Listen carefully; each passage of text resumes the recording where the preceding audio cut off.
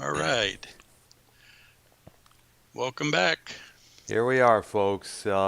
This is episode 4 of our recap and preview of Arknolia and the Doctor. We recap what went on within the community last week, and we're also going to preview what's going on this week with our programs here.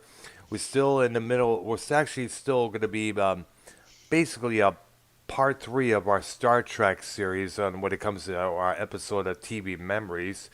And I guess we got a couple of Godzilla films to line up for Friday night for our movies so bad that they're actually good series there. Oh yeah, and there's actually an enormous amount of them. I am. It's amazing how many they made. They made lots of them. They made some here in the U.S., some mostly in Japan, and a couple. I mentioned this before. There were a couple that which Godzilla, often tangled with King Kong of all people. Believe it or not, Oh, he did a lot of tangling. what they did. Most of most of the ones they do are new monsters they thought of for him to fight Yeah. and save Tokyo, which is ironic because he was trying to destroy it in the first one. Yeah, it's true there. It's kind of ironic that the original ones that started in, what was it, the 1950s, so I understand?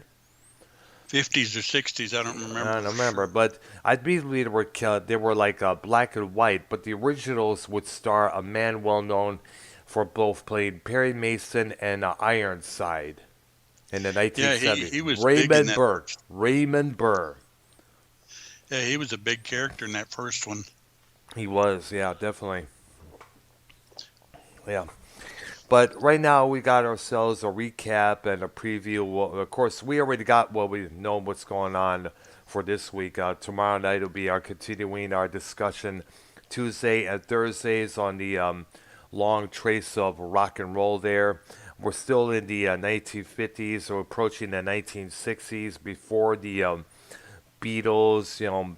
And after that, it's going to be smooth sailing afterwards. Actually, more than smooth sailing because we got lots to talk about around the 1960s there. When we run into the 60s and 70s, that's going to drag on for quite a while I because know, there's a got lot to talk a about. lot to talk about there when you think about it, man. Okay, well, Yeah. last week on Tuesday night, we talked about Elvis and Yes. his impact and what he did.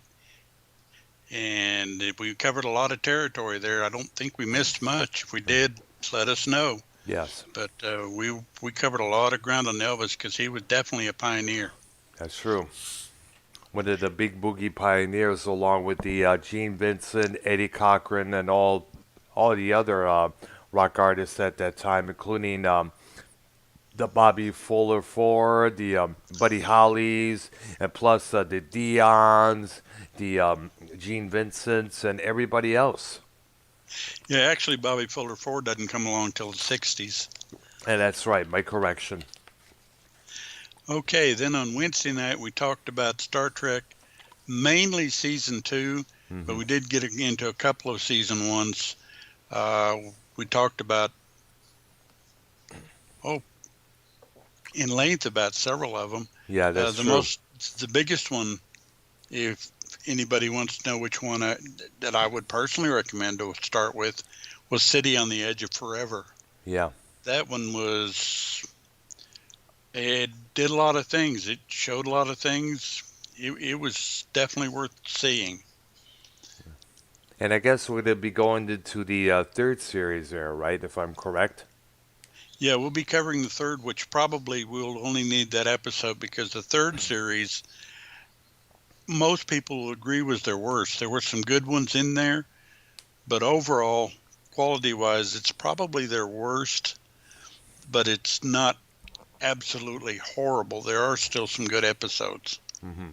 So it's like that's when they started the studios and the executives and the writers started jumping the shark a little bit there, as they put it.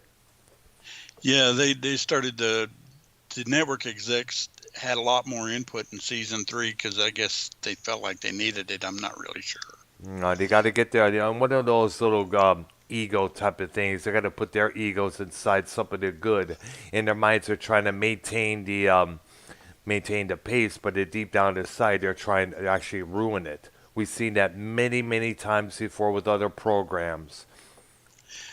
Yeah, a lot of their help is actually a way to get rid of the show because they don't want it on anymore for whatever reason. Yeah. So they tried often to kill it by, let's add this in, let's add that in, so the people won't watch this no more. And then when the ratings drop, we'll cancel it. Bing, bam, boom. There you go. Yeah, and it wasn't anything to do with us. You know, anything to do with the people, anything to do with the folks wanted. Oh, it's all about the executives and what they want. And sadly, that happens so many times, whether it's other TV shows, movie franchises, or anything else. Yeah. Yeah, if you want to mess up a series or a movie, get an executive involved. Yeah. Or better yet, get someone who thinks they know what they're doing, but they actually don't. One person in mind, Kathleen Kennedy.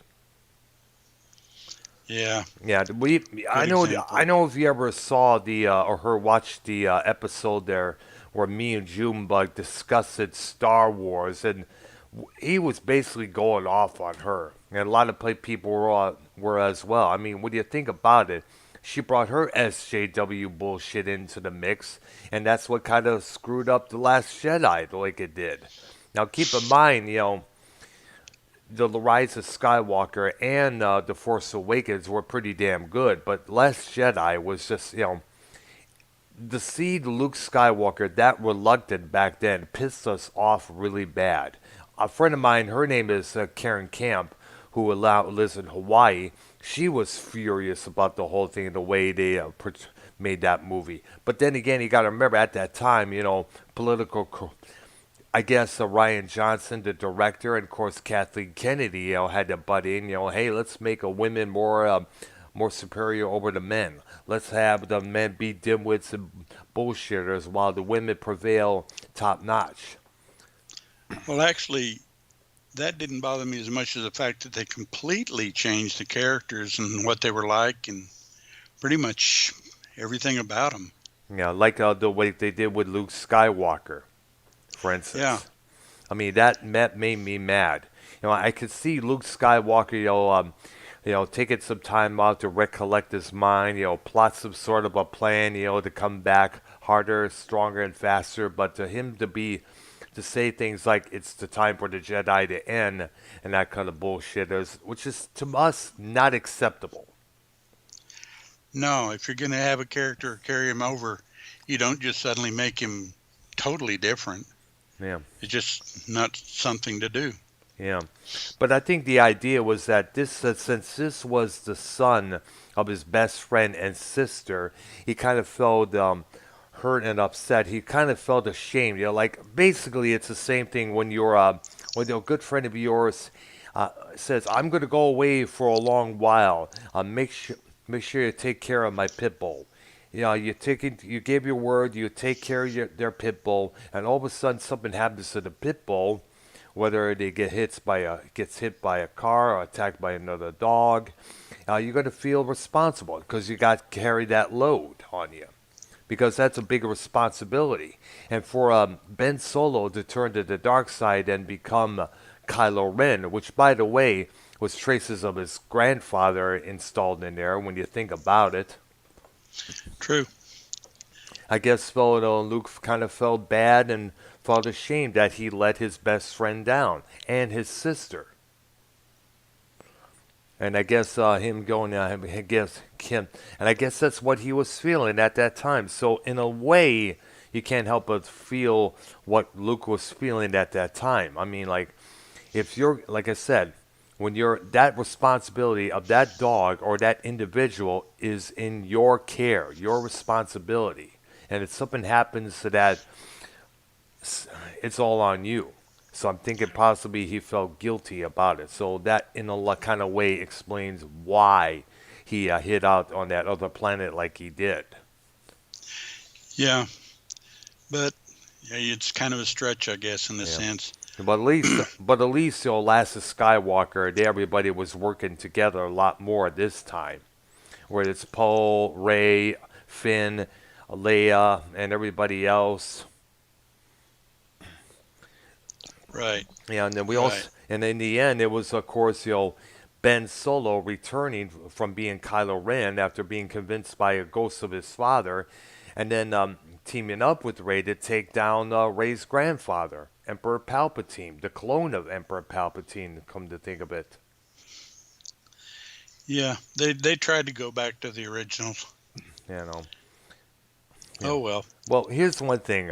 Did you see Last of Skywalker in the theaters when it was out? Actually, no, I don't get to the theater much now. Wow. Because, there was this one spot where after he absorbs Ben and Rey's of life force from them, he becomes one and said, "Look at what you have made." He's back. You know, some of that wrinkleness that he had in his face is kind of like not there when you think about it.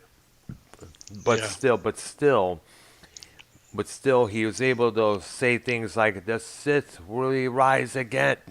Shoots out bolts of lightning from his hands up at the way at the top of the where the battles were between the Final Order and the Resistance.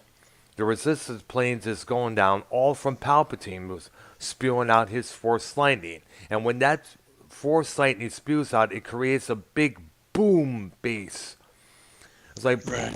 it's like I can imagine how people in the theaters must have felt after hearing that. Yeah, I kind of wished I could have seen that one in the theater. No, hope it by chance if it is still playing in theaters by chance at a midnight showing or something like that. Definitely go check it out when you get a chance. Palpatine drops the base on the Resistance. Yeah. Yeah. Oh man. But and then Thursday we covered several of the other pioneers Yes. of the 50s, that which like Roy Orbison, Yes. Everly Brothers, Ricky Nelson, Chuck Berry. Come on, brain, I forgot the fifth one. Uh huh. Man, I can't believe I forgot the fifth one. All right. At any rate, we covered five big ones and a couple of smaller ones, Yes. and pretty much went into them in depth, Yes. which is where I personally want to take all this music is in depth, Hmm. because I figure that's the best way to pass on our knowledge That's right. to anybody that might be listening, and Man, hopefully can't believe I they'll forgot go the out and fifth one. try some of this stuff and All right. go, hey, that's not bad.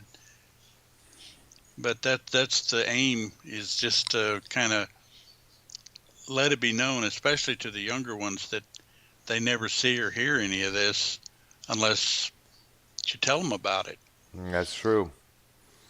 That's true as because well. it's hard to find stations that play it anymore. I know it is. Well, usually they're the ones either on the AM or the FM spot. Like there was this one that's I guess it's still functioning now. It's an oldie station. They play usually around the 1960s, 50s kind of stuff there, or you can also go to any Goodwill store around the Texas area. They play lots of that through the speakers there. Yeah, and you can also, there are some Sirius channels, if you have Sirius, Or that play some of the old music, yeah, but they or like generally stick to short playlists. yeah, that's They true. play the same 20, 30 songs over and over I again, know. Yeah, that's what I don't like. and you end up missing some obscure tracks that are actually pretty good. Yeah, I remember the one. I remember the one that one you showed me by that one guy. What's the name of that band? Was it a Mister Something there? I guess it was called. Oh, yeah, they were a late 60s, kind of an underground group, I guess you'd call them, Yeah, Clear Light, Clearlight, and the they had name of a the band. song called Mr. Blue that's, well, it's about Big Brother essentially, Yes. but it is really a good song. It starts out, well, I guess for lack of a better term, a little bit slow, kind of, Yeah. and then it really gets into it as you go. And the guitar work in that song is actually pretty good. You don't Yeah. get to it till later, but it's pretty good. And the drumming's good. Yeah. Want to shout out Minnesota Vikings fan. He's in the chat there. What up, though, dude? Oh, good to see him. All right. Yeah, he's in the chat right now on my end. And if you want me to add you to the call so you can join in on the discussion here, let me know in the chat, dude, if you're up to it there. Yeah, we had an Yeah, if you interest. just Yeah, definitely. go ahead. We had an interesting week. As you know, I was a co-host for Wednesday night's Livewire with Foulmouth Network, Filthy Mouth Gamer, and Foulmouth Ken. And quite surprisingly, me and Tommy buried a hatchet.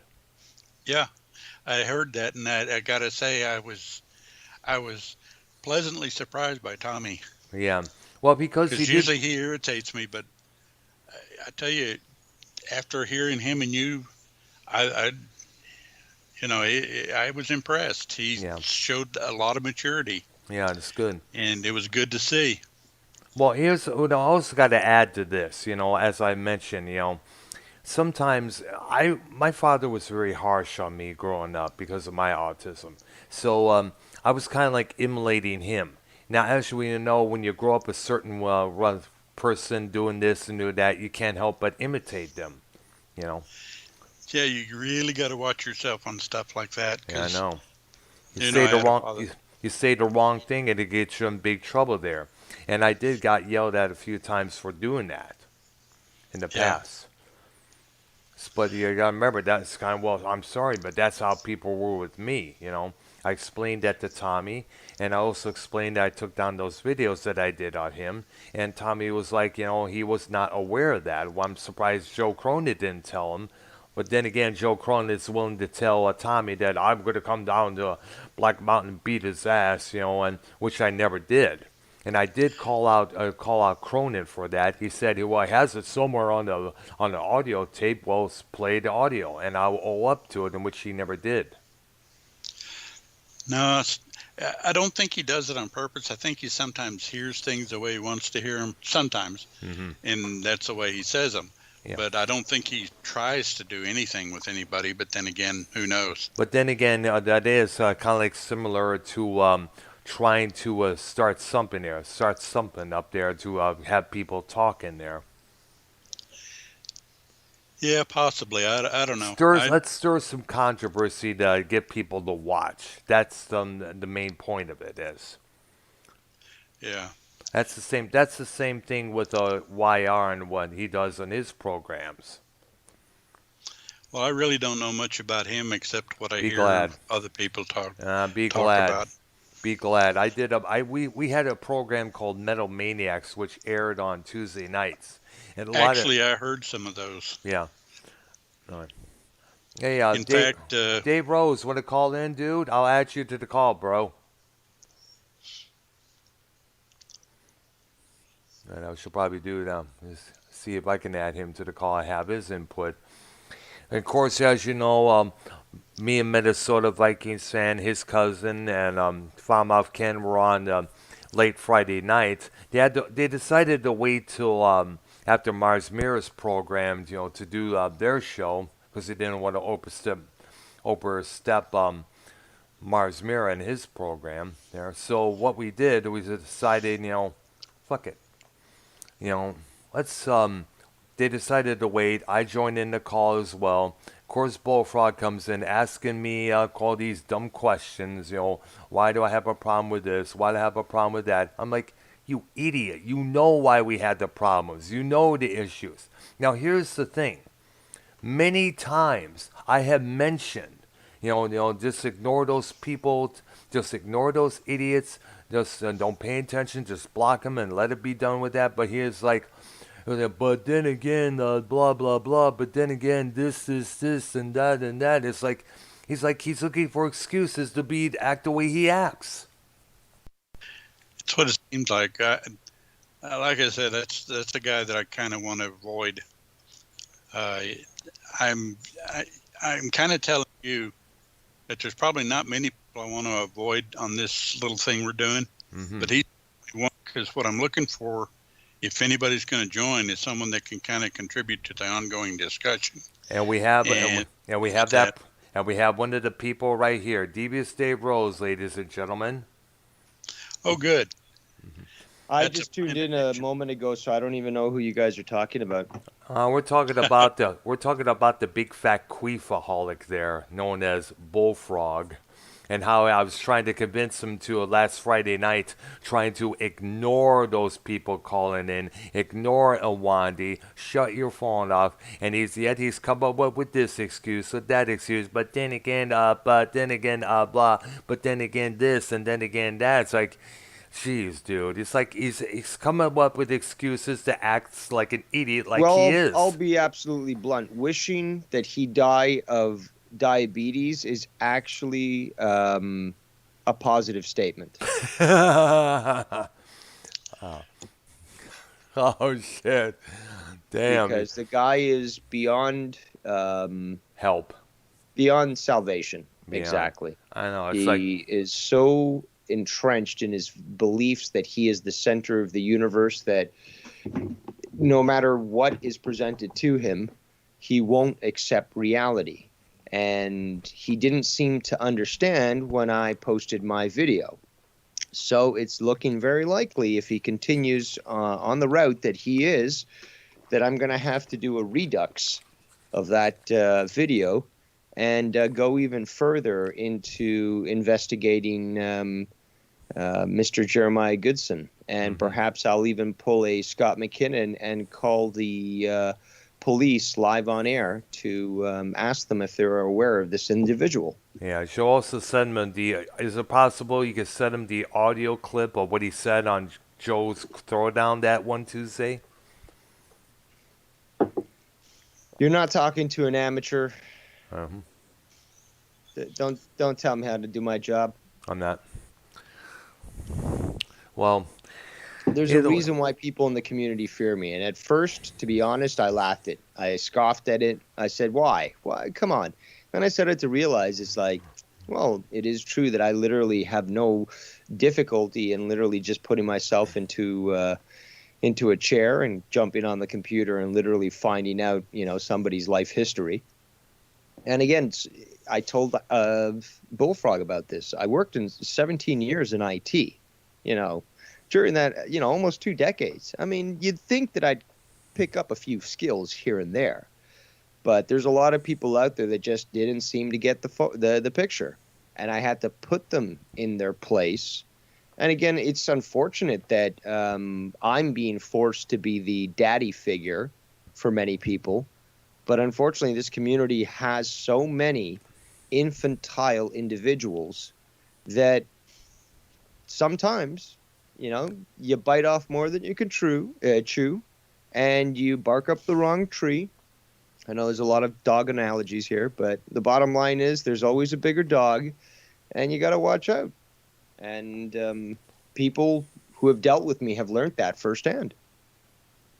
Indeed, that is true. If they throw you a bone, you'll take it. Another dog analogy. But I totally agree with you that that Bullfrog does consider himself bigger than he is, which is funny because he is quite And ironic. Yep. Weight But wise. again, if he wants to continue on his ways, there's nothing stopping anybody from retorting. And a lot of people initially, when I made my video, said, "Oh, Dave, I can't agree with what you did," and I'm like, "That's okay. You don't have to. This has nothing to do with you.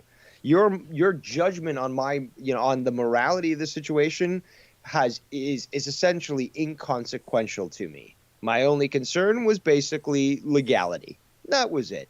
Since nothing was violated, I wiped my ass with anybody thinking that I was mean, that I took, that I bullied him. This is all emotionality of the weak-minded. It's not something that I bother to deal with. And a lot of people after his multiple recent appearances came back to me and said, "Fuck it, Dave, you were right. I totally agree with what you did in that video." So a lot of people are seeing Bullfrog for the hypocrite, narcissist, psychopath that he is. Yeah, it's funny that he doesn't keep it to himself. He's spreading it all over the place. He's been on several different shows that I've got into that I'm sitting there watching them, and thinking to myself, okay, what is wrong with this guy? Well, lots of things. He wants that clout. He's desperate for attention. Yep. He is truly a self-centered narcissist because he literally thinks that the world revolves around him. So when presented with the possibility that Tommy might not want to deal with him in his current state, and that if he changed his ways, he might have a better opportunity for Tommy to be more open to work with him, he immediately dismisses it and outright says, I don't have to change for anybody. They have to change for me. Yep. And, if that's the way he wants to run his life, that's fine. But if you're going to come on a show and show disrespect to me while disrespecting me, actually demanding respect from me, but disrespecting me and disrespecting everyone else, Yep. then expect a lot worse, Bullfrog. I mean, he wanted to declare war on Joe Cronin. This was on Throwdown. This was the messages that he this was actually the messages that he played last night. Sunday morning at 1 a.m. Oh, wow. That he called Joe Cronin and left all these voice messages, and one of them was like, if you if any of your people in your community contact me, I'm going to sue you and your wife. If you want a war, you got it. So he's saying, if you want a war, you got it. Really, Bullfrog. Oh my gosh. Well, it's you know one of what? those things If you want a war, if you want a guerrilla war, you've got it. Because you know what? For example, the Saudis or the Mujahideen during the 80s Afghani war weren't part of the official Afghani resistance to the Soviet invasion, but they were extremely effective guerrillas. And again, if you want a guerrilla war, Bullfrog, you can definitely get one from me. And that's the thing. Guerrillas don't follow the rule of international law. You know? Nope. So one of the things you got to remember, Dave, is if you want to get into a battle of wits with Bullfrog, you're fighting an unarmed man. Well, I'll show no mercy either way. The bottom line is that if he wants to fuck around, we can definitely fuck around. Oh, man. Definitely fuck around. Oh yeah, I'm looking. And this goes back to what I was saying, is that at first I would scoff at people that say, "Oh, people are afraid of you, Dave," and then I started to realize, but I really don't give a fuck, and that I just have such a great understanding of the law that I know how to make it work for me in my advantage. And I'm also very ruthless, but effective.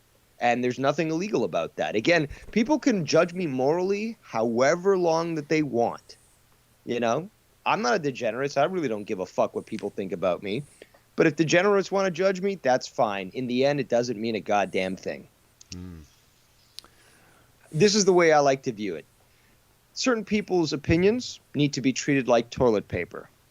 You wipe your ass with it, and you flush it down the toilet, never to think about it again. Yep, that is true. Very, very true there. And I really don't care if people think that I'm unrepentant about my opinions, because I am not. I am unrepentant about my opinions. I don't care what other people think about what I think.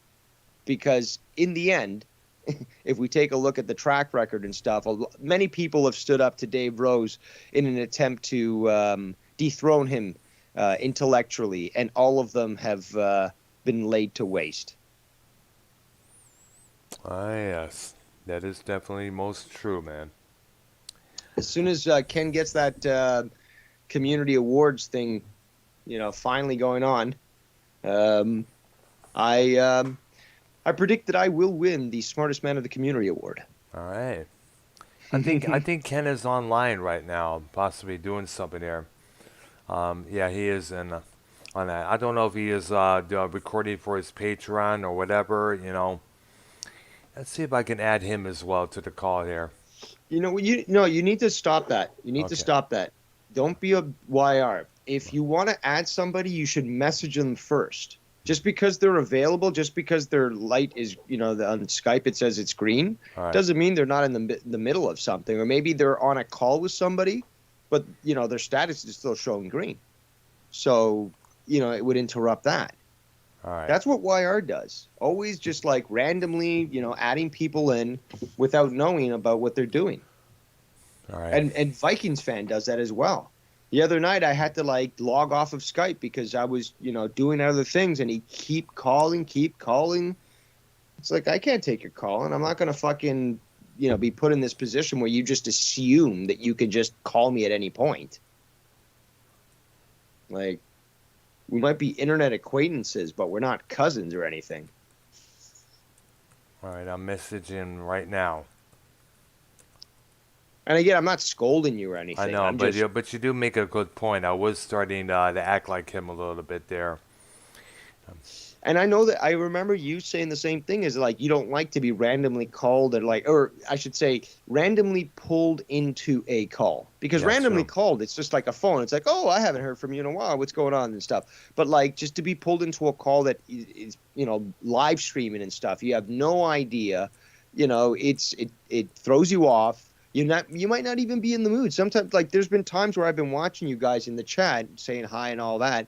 You called me and I just, denied the call because I just wasn't in the mood to speak. I wasn't in the mood to be jovial, and, my, whatever shitty day I had, I didn't want to pass it on to you guys and bring your show down, bring negativity to it, So that, that's something else that needs to be considered, is that, if somebody just doesn't have the desire to speak, they had a shitty day or they're pissed off or something, they might be enjoying your content, but they don't want to necessarily be pulled into a call.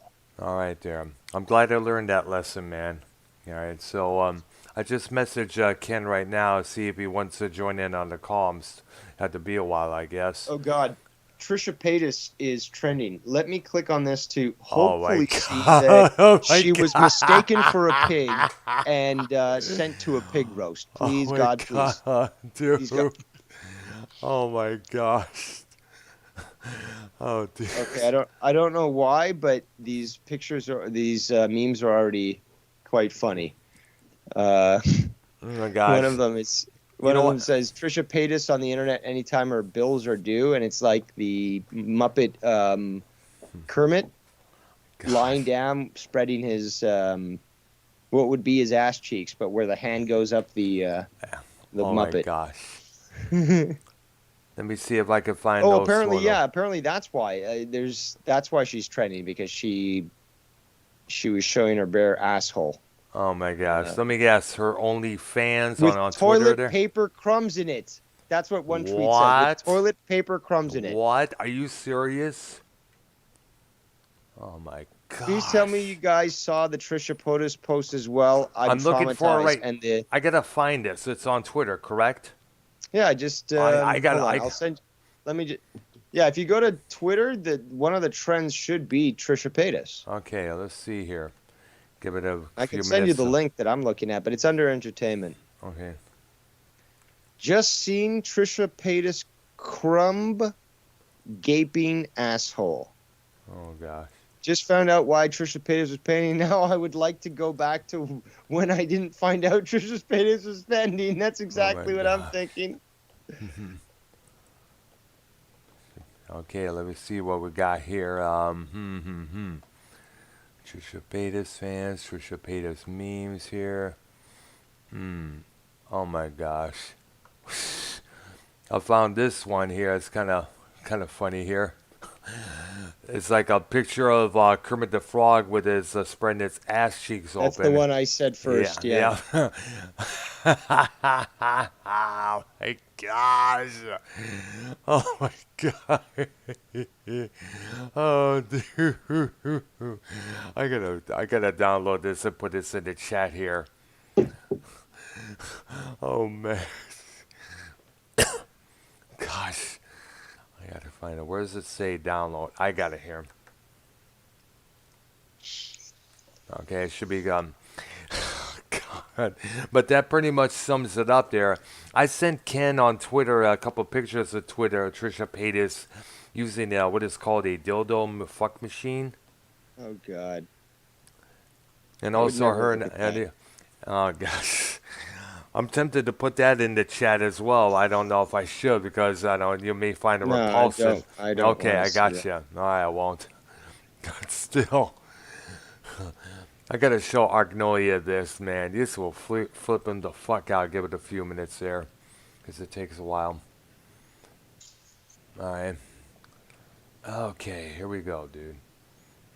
Okay, give us a few minutes there. So, let's see here. Should be right here. Give us a while, ladies and gentlemen. It takes a while. It takes a lot on my computer there at times.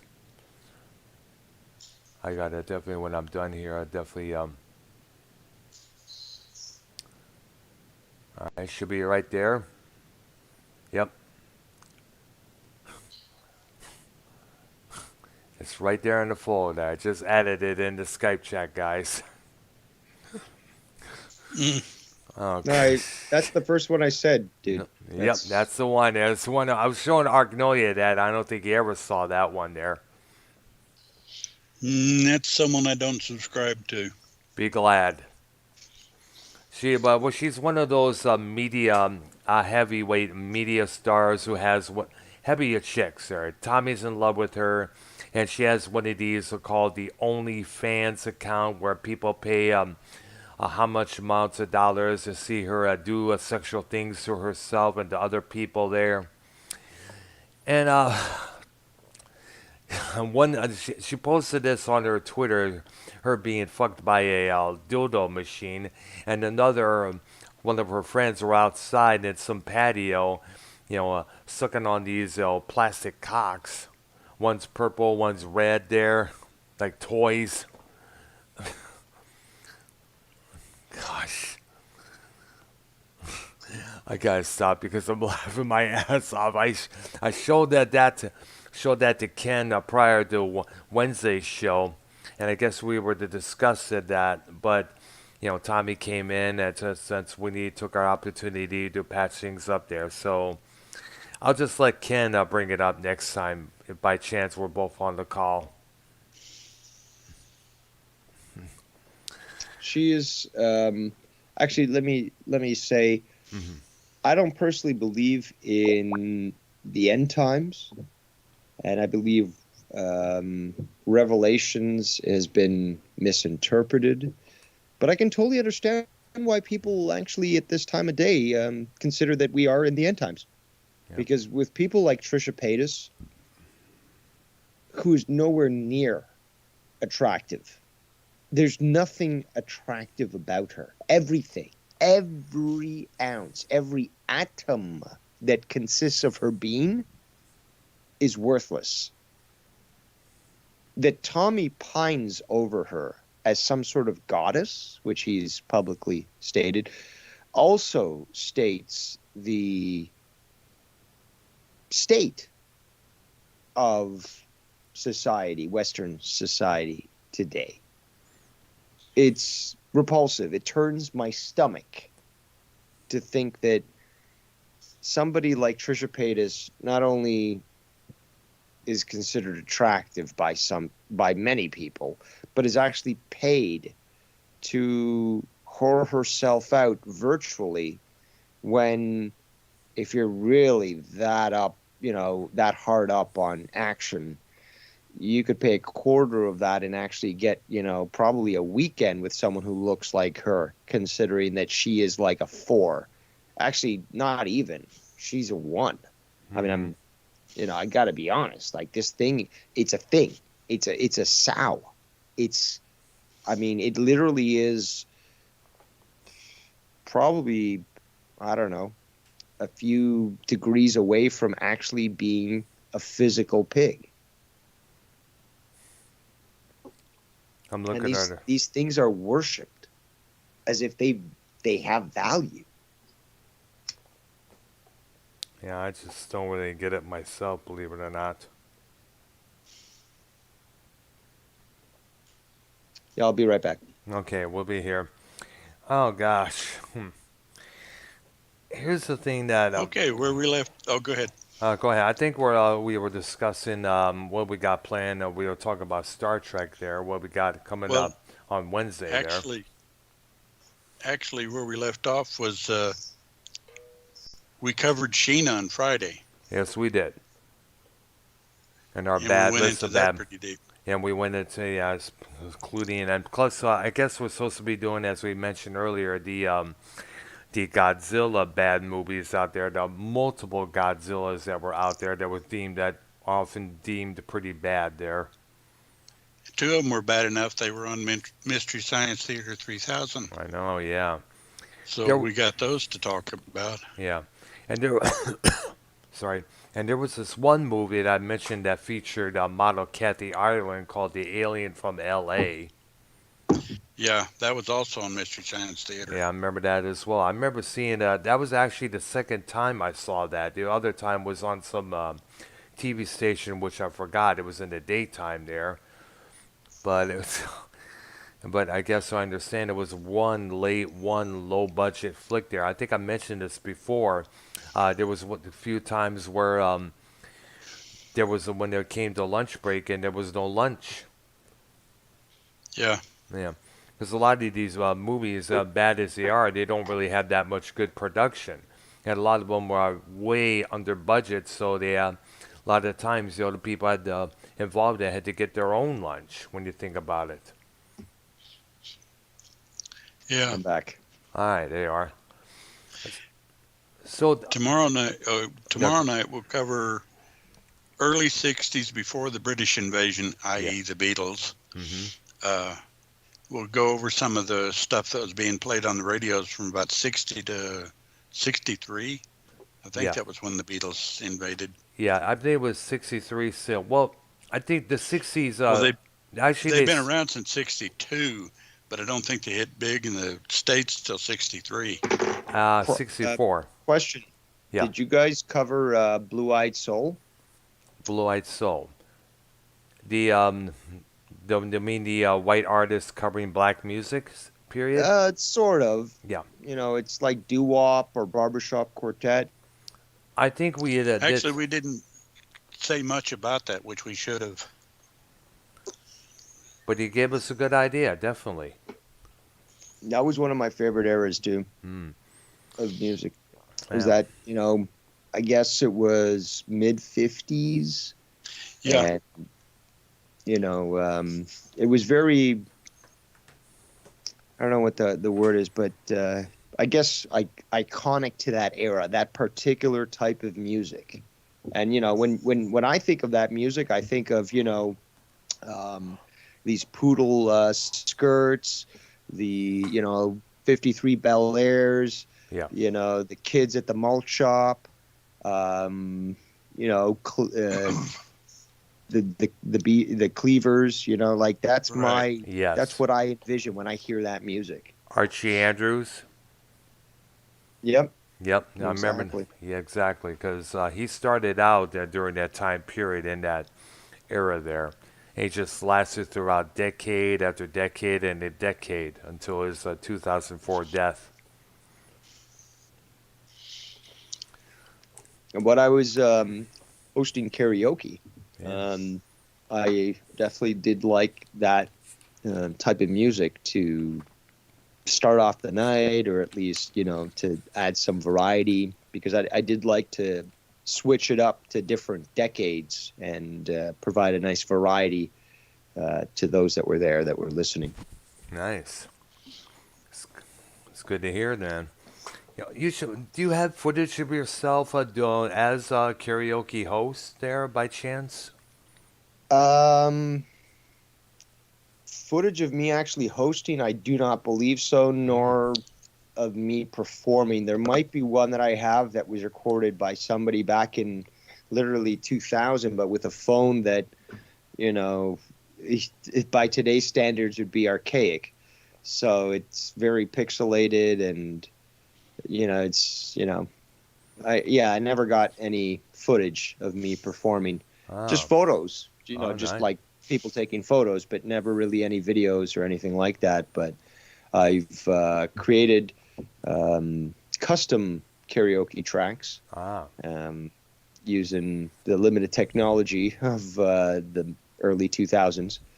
And I made a channel that I no longer add to, but I've one of my videos I think has the highest view is 355,000 views, nice. and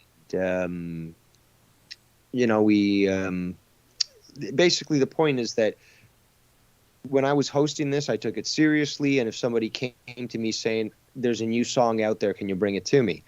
I would then, the next, during that week, I'd try to track it down, and by the next week I'd bring it, and I'd be known as the host that basically is able to provide what the other host can't, getting access to tracks that literally are still on the top 10 during the week. Like say for example, there's a song that's released, it's number 3 on the top 10, Yes. and somebody asked me, that's on, like, can you get me that song? By the next week, 7 days, I've got that song, for them to be able to perform. And that wasn't very easy to do, but it satisfied the customers, and it brought in a lot of people. And the last, what's it called? The last event or performance that I hosted was one that was dedicated to basically donating the proceeds to cancer. And this one girl had grown her hair long specifically to have it cut at this event so that she could donate for wigs. Nice. So that if you want to check that out, that's at Viva Karaoke TV. All right. And you'll see I've got things like Desperado, All right. the song from the movie Desperado. I made a couple of songs for the show Firefly. All right. I don't know if you ever watched the show Firefly. I've heard of it. Yeah. Yes. Summer Science Glau. fiction, right? Yeah. It Yes, was. science fiction Fox series that was canceled Prematurely. way too prematurely. It was a fucking amazing. It was like it literally was a space western opera. Mm, I absolutely love that show. I've seen it all the way through. I've heard Yeah, of I've it. got the series myself on DVD. I've got the movie. Yeah, you got to start with the movie and then go on from there because the movie kind of sets it up. The first No, movie. the series sets it up. The movie is the last thing. Well, there's 2 movies then.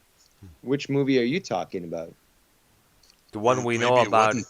the one I know about was simply called Serenity. Yeah, Yeah, that one. Serenity is the big blockbuster silver screen movie to the TV series, the Fox TV series called Firefly. Right. That was the one I was thinking of because it sets the series up for the most part, introduces you to the characters, and kind of goes into the history of how they got started and all of that. I see.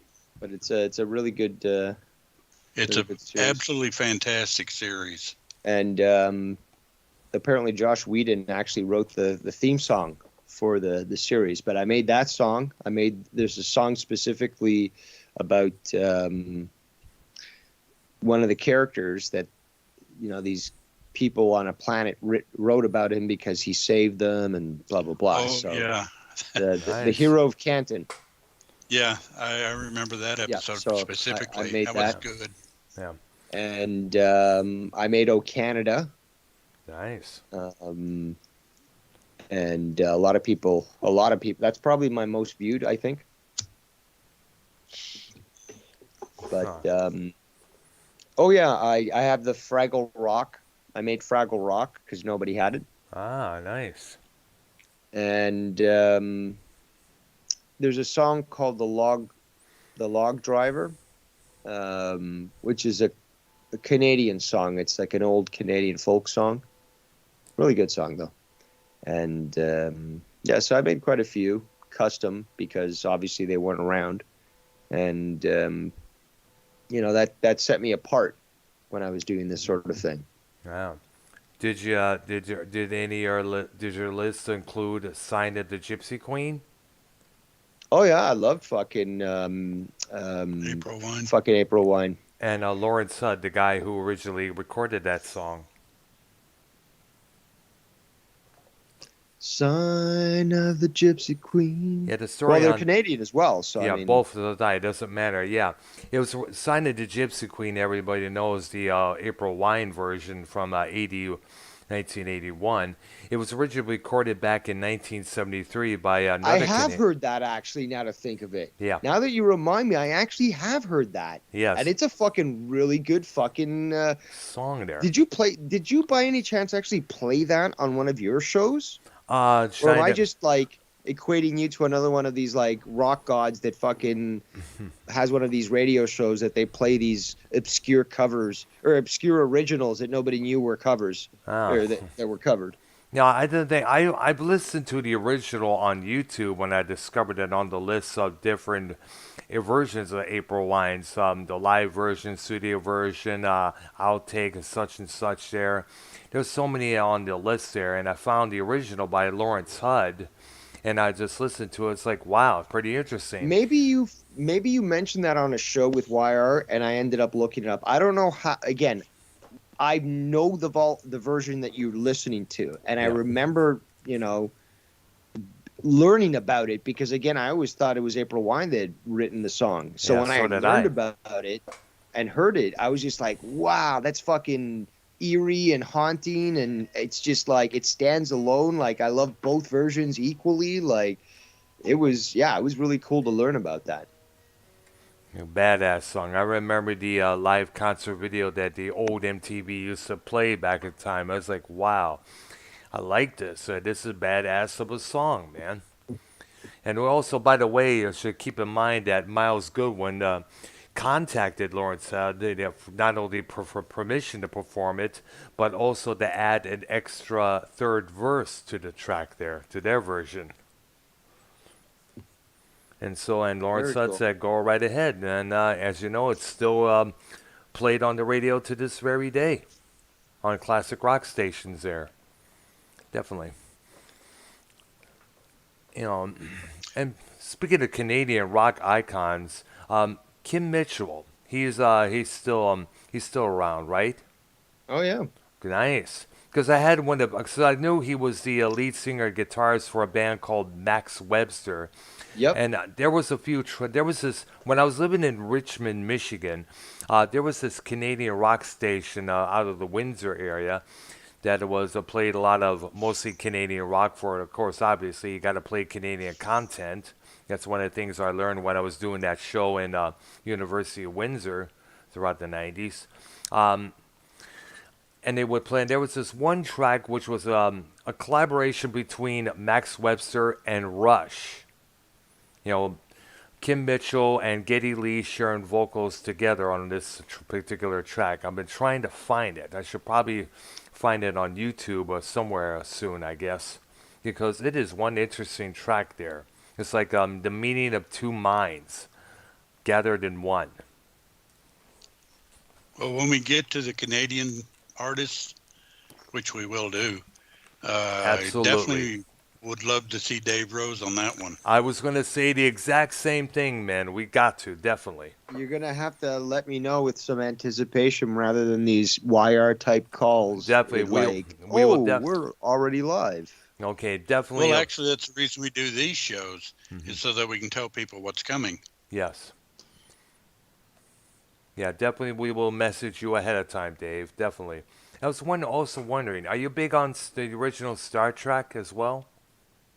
Yeah, no, I've been watching your reviews of the original series, which I love. Like personally, I initially was turned on to Star Trek by the Next Generation, and I was 7 when the thing came out, 1987. But then I got into so basically I'm 1987, 1988. Then I start to get into the movie era, right? Yes. And then I'm starting to really love it. So that actually brings me into, because I remember as a kid, as a really young kid, seeing like changing the channel, seeing Star Trek, like the '60s version, of being like, nah, I won't. It doesn't look like something I want to watch. Mm. But by the time I was like 10, 11, I was going back to the original series, and I was just loving it because I was starting to recognize the value of the storytelling. And like as a kid, you look for the flash, and if it looks cool and like realistic and stuff, like you don't recognize the fact that there could be a logical explanation to why there's a computer with just a bunch of colored buttons and there's nothing labeled. There's obviously a canonical explanation for it, but as a kid you don't recognize that. You're like, that doesn't make sense, whatever, I'm going to go for the one that looks switches and it's labeled and all that sort of thing.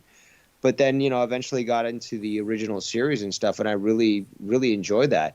And I mean, I could literally watch original series over and over again. Oh yeah, yeah. Because there's so many different I great got episodes. to see those. I got to see those when they first came out. I won't tell you. Well, you can figure out how old I am. Yeah. Yeah. Did you ever? Well, I watched them in the reruns, obviously. But Yeah. regardless, like Star Trek, I was a big fan of, and started with TNG, got to the movies, and then the original series. But after Generations, it wasn't the same for me. Ah. And there's been just such a, I don't know, what's the best word? Just a revisionary attitude to what was established prior, that I can't take that stuff seriously. I mean, like Arknolia probably knows, is that, until I guess the Next Generation, you couldn't really find much like stuff that was official Star Trek stuff. There weren't any official manuals, and like there was like ones that were made sort of like I don't know, unofficially, I guess, but like nothing was ever produced because the studio never thought that there would be such a fan base to begin with, that they didn't even bother to make like technical manuals or models and this and that. And eventually all these companies started to realize there's a market for this, and they started to produce these sorts of things. But it was the fans that really generated that, and a lot of the stuff that was generated was histories of Star Trek and the Federation and stuff that were eventually picked up by writers of the shows that would eventually come later and utilized, because they realized the quality of them. Or the RPGs, because I was, for one, I had the Star Trek RPG made by FASA, and they established a continuity and utilized information and spent the effort to combine all the details that Star Trek had put out into a timeline, and to figure out all this other information. So, it was the fans themselves that pushed for the organization of the canon that eventually led to a resurgence in the interest of the studios to sell Star Trek again. I'm sort of filibuster, but when I'm on a roll, All right. Well, when we do Wednesday's show, because we do that on Wednesdays, we'll be covering the third season, which I'm sure you'll agree is, of the 3 seasons, is easily their worst, but it's still good.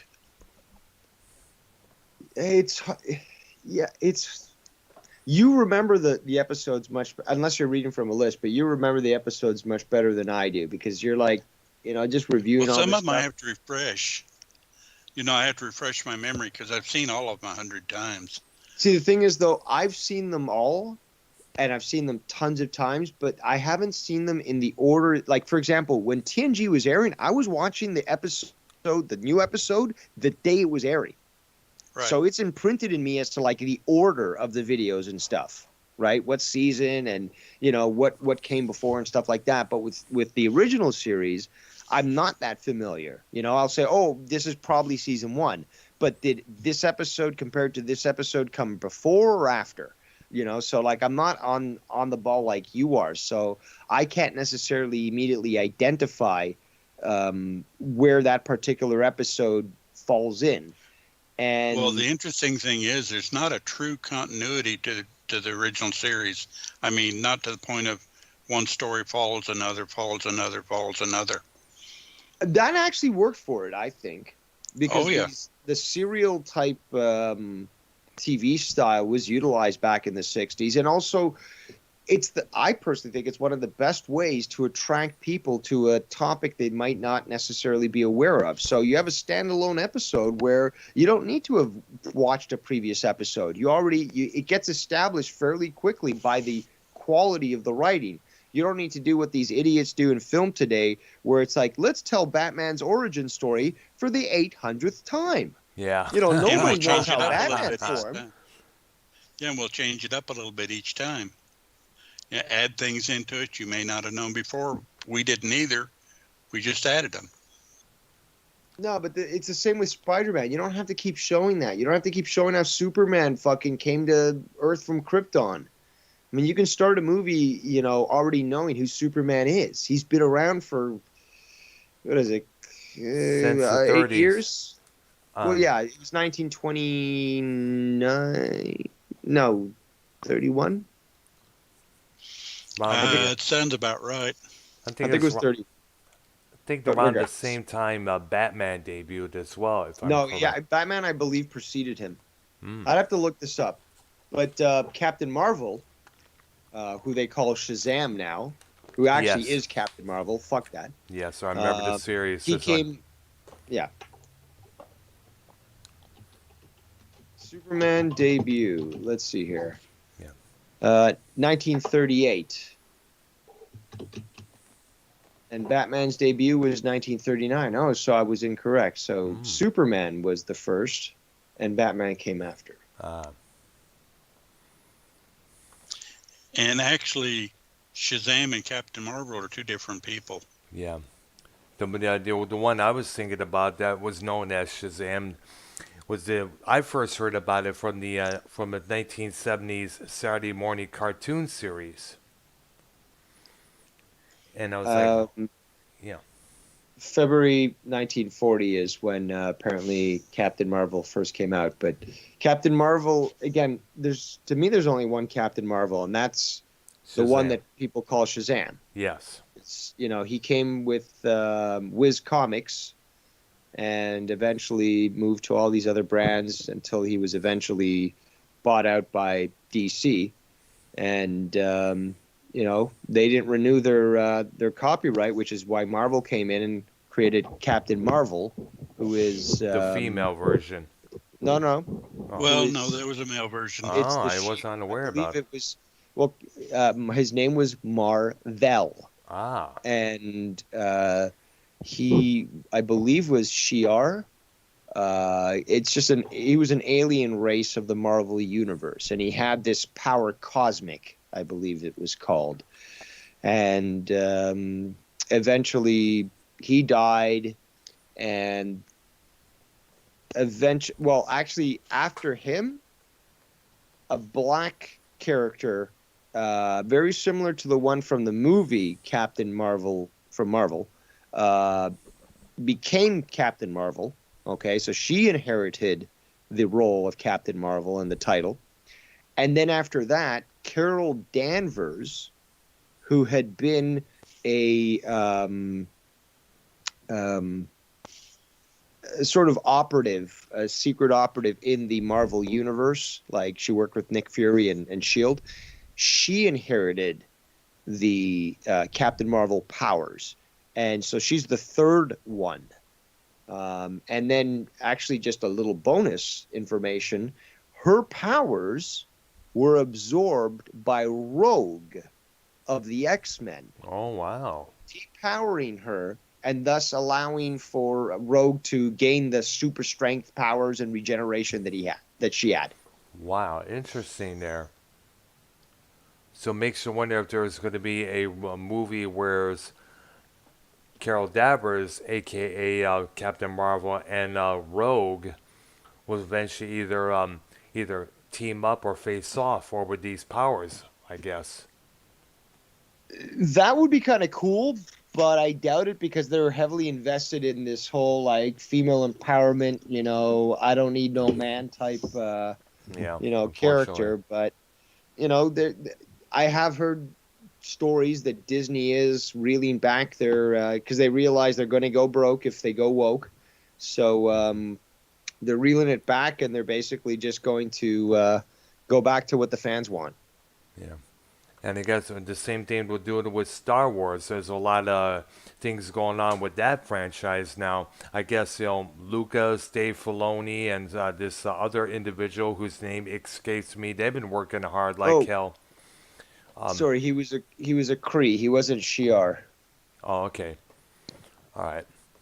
And It's just another one of these races yeah. in the Marvel universe that hasn't really been too explained. Okay. So, as I was mentioning, they've been working like crazy to make Star Wars as big as the Marvel universe there, you know. But the thing is, I guess they're trying to do. For I understand, Kathleen Kennedy was demoted from a few positions of power, so she won't interfere with the next brand of Star Wars movies and comics or anything, if I'm correct. I believe she's already on her way out. I believe so, for I understand. I'm reading this from a guy named Mike Zero, who is a YouTuber who spotlights things like subjects as such as these. So I'm trying to figure out, try to get word on who is, what's really going on within the Disney camp over there. But at the meantime, I guess Disney wants Star Wars to be as big as, of course, as I mentioned, the Marvel Cinematic Universe. But it would be better if, as we all know, if they would stop with all this woke stuff that they've been presenting for the past couple of years there. So far, the Well, Mandalorian series is doing pretty good. I guess it's going to be picked up for another season on Disney Plus, for what I understand. I like the first season. Yeah. I've yet to check it out myself. I've been wanting to for a while. Next time my sister and brother-in-law are watching, I'll definitely join in to check it out there. Definitely. It's definitely, yeah. I like Star Wars. Like I like Star Trek, and I sort of preferred Star Trek in my youth because I like the clean cut, optimism. Yeah. But obviously, getting older, you get jaded, and you sort of see the attraction of the gritty world of Star Wars. Yeah. So I do love that aspect of Star Wars. I love the. That's one thing that I have always noticed about Star Wars movies is the eye to detail when it comes to things like wear and tear. You're going to notice things that look older. Obviously they didn't have to make it look older, but they made it look specifically much older. They add an extra look of rust or a dent or this and that. And it's not just the cinematography, which is great, but it's um, the set, the detail to the eye to detail, I should say, that's provided when it comes to Star Wars. Every little gadget looks, unique in its own way. Um, I don't know. I very much like that. It seems much more realistic to me, much more relatable, and I like that sort of. I like that feeling of sort of trying to think of the best word, but it seems like a smaller environment in the sense that you can imagine yourself in a small town surrounded by nothing but prairies, like here in Canada, for example. And the same thing, sort of happens there in The Mandalorian, where you've got this one individual who's literally in the middle of a desert, at just this little local saloon and stuff. And I don't know if I'm making any sense or if I'm just, treading water pointlessly here, but Actually, making this intriguing a lot more when you think about it. Because when you look at it, it kind of resembles a space age western type of feel when you think about that with what you're Yes. describing. Whereas Yep. Star Wars, whereas the original, whereas the prequels and original trilogies kind of like had a kind of like a medieval feel to it. The fallen father and the son who redeems him.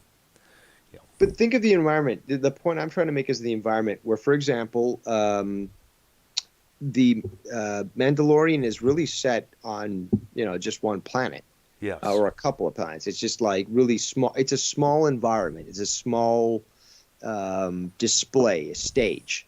But with Star Wars, you have them literally crossing the entire galaxy, going to all these different planets, experiencing all these different sort of cultures and races and such. So it seems much. The Mandalorian seems like a much smaller scale, much cozier sort of environment. Again, yes.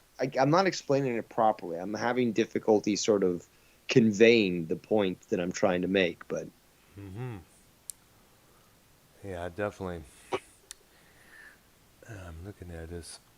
Oh my gosh. Oh my gosh. That Trisha Paytas thing where she's walking around her hotel room in the buff, except for a thong underwear. Give me a break. ugh. Oh my gosh.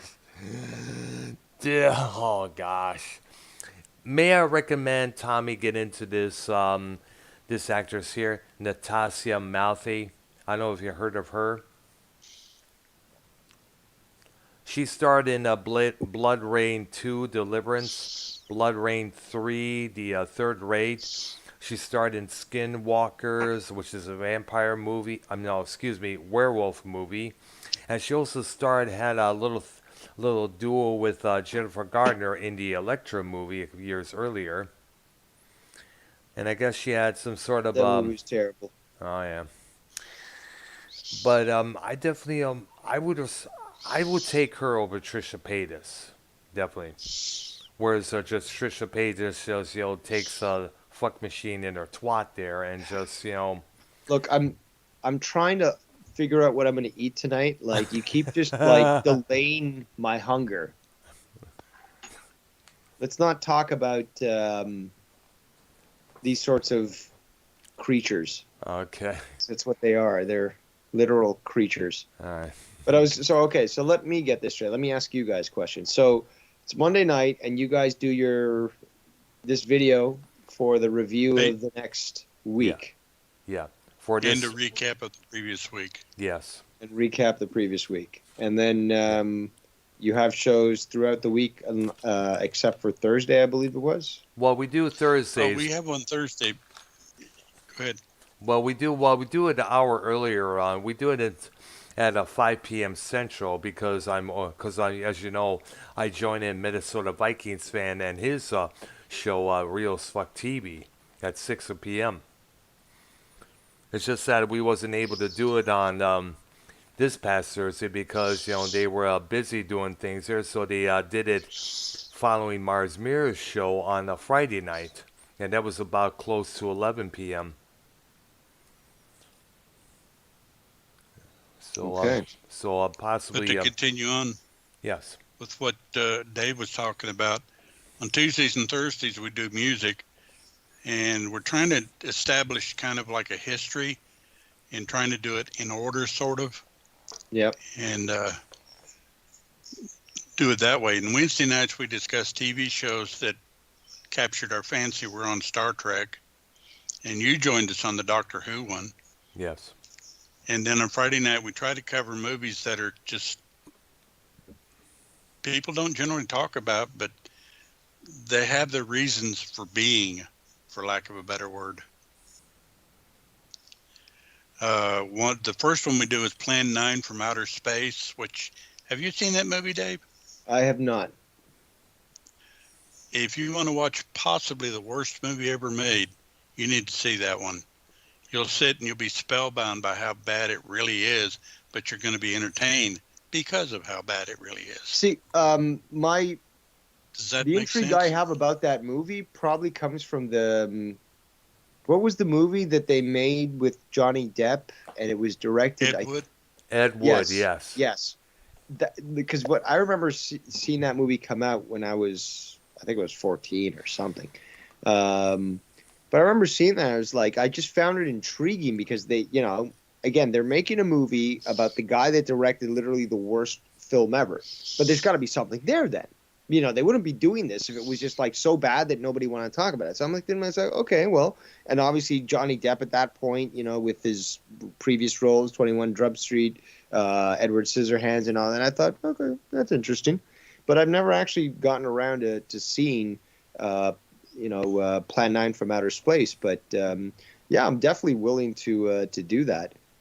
You'll Um, be highly intrigued by that movie. I've actually been feeling nostalgic lately, and maybe on the weekend, what I'll do is I'll set that movie up to watch, as well as several other, nice black and white movies from the 50s, like, I love those things. Dracula versus, Frankenstein or meets Frankenstein, or The Wolfman.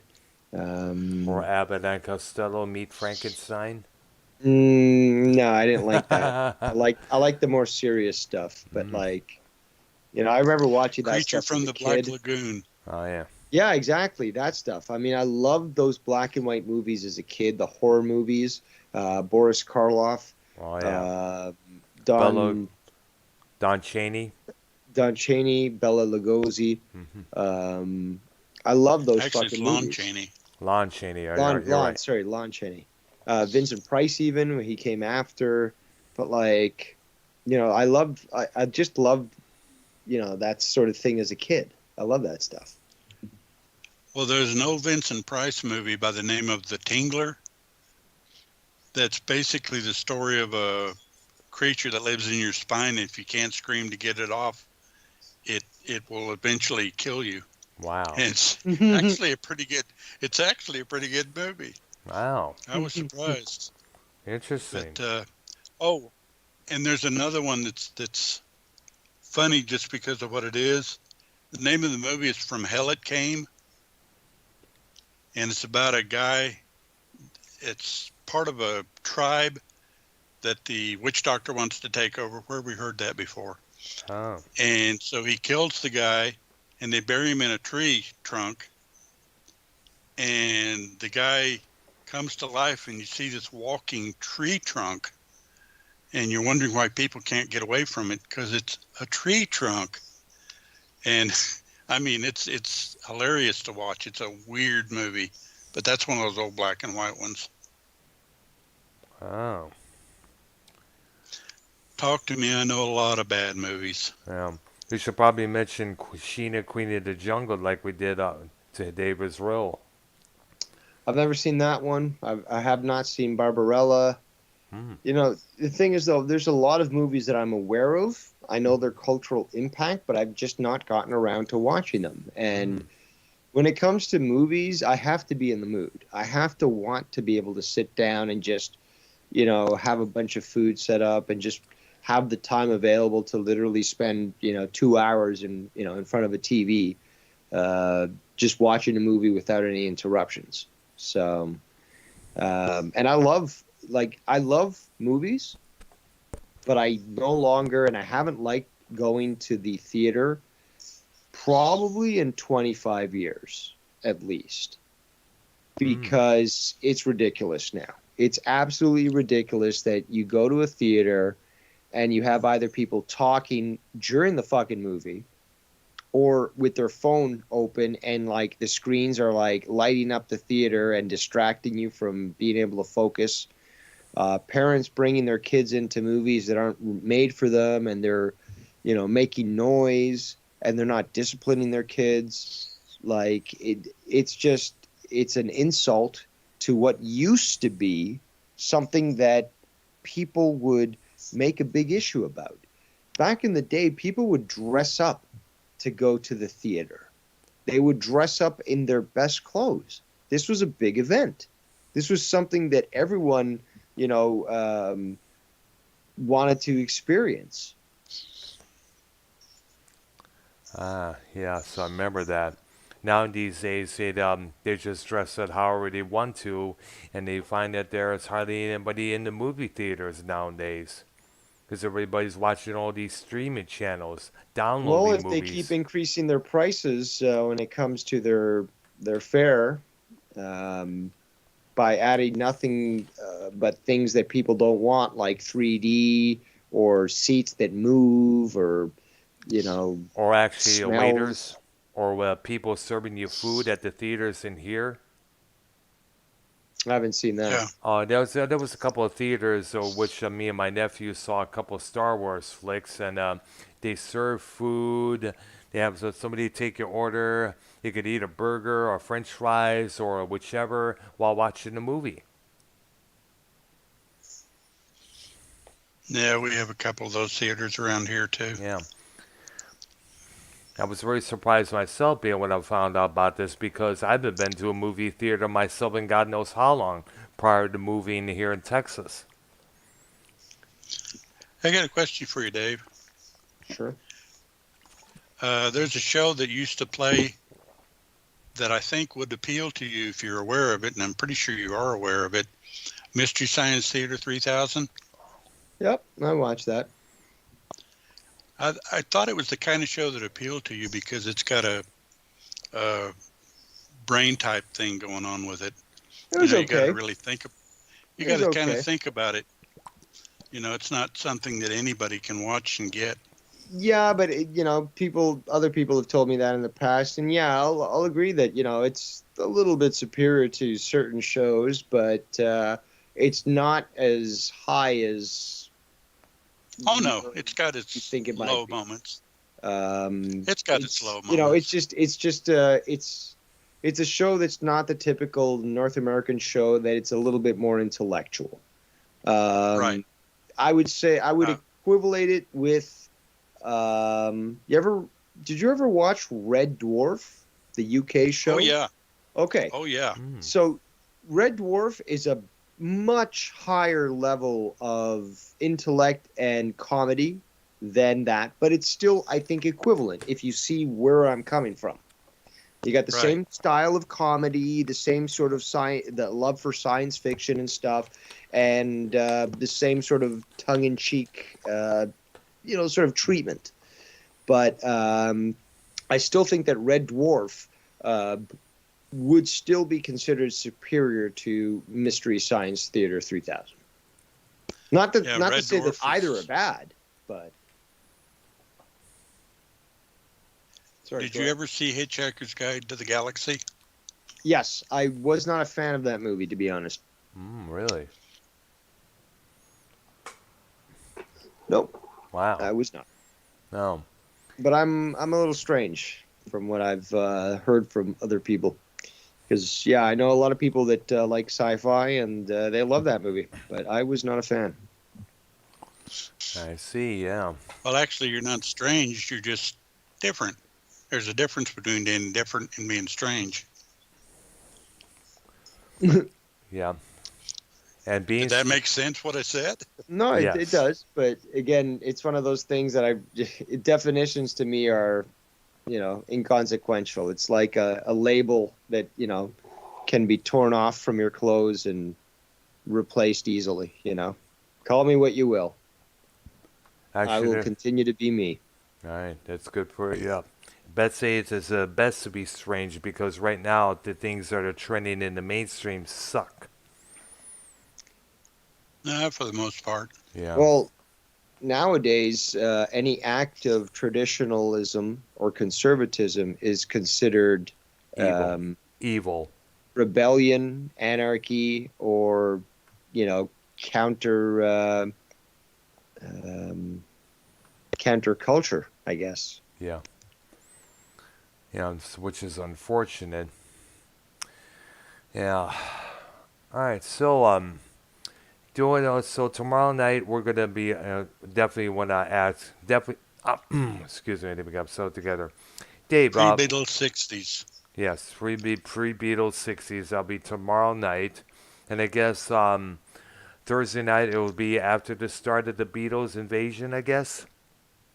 Well, let's see how it goes on Tuesday. If we cover everything, we'll start with the Beatles Yeah. because they started the British invasion. Yep, That exactly. one's probably going to last a couple of times because there's a lot of material to cover. Well, then maybe. Well, that's the thing. Is it going to be pre-Beatles, Yeah, or is it going to preview. be? It's Well, pretty. the one Tuesday night will be pre-Beatles of the '60s because there's about 2-3 years where we had like the Four Seasons and whatever Yeah. that we need to Fabian, kind of talk Dion, about. all those acts there. This was after the day It, the music died, well, a I couple years believe earlier. also the Beach Boys. I think so, yeah. yeah, but barely. Hmm. But yeah, although I'd intended when we did the Beach Boys to do a whole segment on them because they have a heck of a lot of material to cover. Yep. And they're one of those groups that actually performed in 2 or 3 different genres. They didn't stay in just surf music. Yeah. Yep. They had surf music, car music. They even dabbled a little in psychedelia. Yeah. Pet Sounds, which basically was also the predecessor for Sergeant Pepper. Actually, the Beatles had said that Pet Sounds kind of inspired them. Yeah, I mean, that's what I was. Yeah, that's what I remember reading as well. Definitely. So definitely got to take a look at that period. Definitely. And Dave, And of course, I was wondering, did you want to be a part of our Star Trek discussion this coming Wednesday night? If I'm around, I can definitely join the call. All right. I'll message you the hours before we go on air, and hopefully we'll be able to get you in on this particular subject there, because I think you'll enjoy it there. Oh, again, I could talk Star Trek for hours. All right. You know, yeah, I'm a nerd, and I learned all the fucking canon and collected all these different things back in the day. Technical Mans went to the conventions and bought these, unofficial blueprints, and yeah. All right, definitely. All right, because I think we're about to end the show right now here. I guess let's mention Friday. that's right, The Friday. movie we're going to cover is the Godzilla franchise. Yes, there We're was going some. to get into that a little We're bit. going to talk about all how many Godzilla movies there are from Japan, from the U.S., you name it, including the 98 Godzilla, which was, I guess, deemed way terrible because they did that big lizard wrong for some reason. They just did it wrong. Because they made it One for of an the, American audience is basically why. Yeah, Because they just were, they were so unconcerned about the reality of what they did that they were literally having the beast change sizes I know. by hundreds of feet between takes. Oh, gosh, definitely got to touch up on that this coming Friday here. Okay, so I guess this concludes our show for tonight. I want to thank Devious Dave Rose for joining in on the call here and adding some good insight as always here on the many discussions that we're talking about here. And if you're around, we will contact you this coming Wednesday for our Star Trek program there, the third season, I guess, we'll be discussing. And like I said, I'll message you the night before or hours earlier before we go on the air, and hopefully we'll be able to get you on the call there. Sounds good. All right, sweet. All right. All right. All right. I guess that's going to do it for Arknolia and the Doctor, episode 4 of our recap and preview of last week and this coming week here. For myself, Arknolia Strokenbean, and Devious Dave Rose, this is Arknolia and the Doctor. Subscribe to Arknolia's channel there, and also to subscribe to my channel, and also subscribe to Dave Rose's channel there. So sub to all of us. You will not be disappointed, folks. All right. You guys take care, and we'll see you tomorrow night. Same time, 6 p.m. Central Time. You guys take care. All right. Bye, everybody. All right. Hey, thanks for showing up, Dave. Appreciate Yes, it. definitely. We